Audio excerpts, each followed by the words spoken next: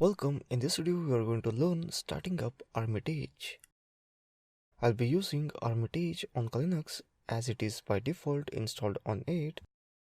Those who are running different OS can check site for downloading and installing Armitage according to your OS.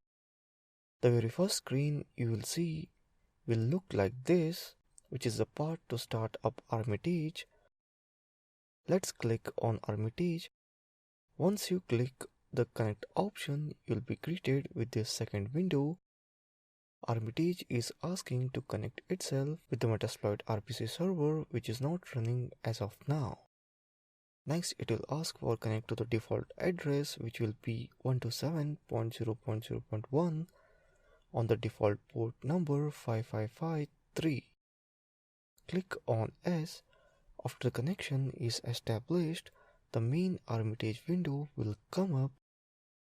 Here you can see the main Armitage window has three main panels: modules, targets, and tabs.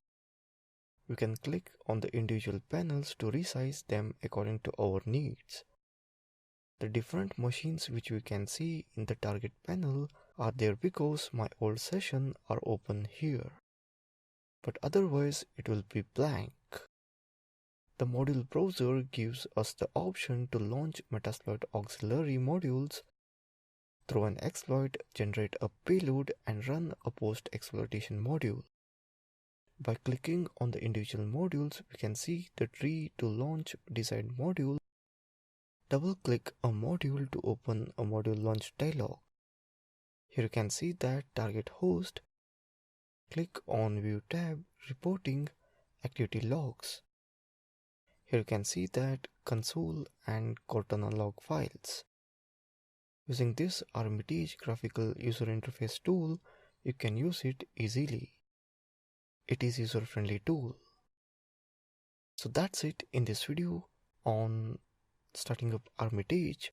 Thank you for watching this video.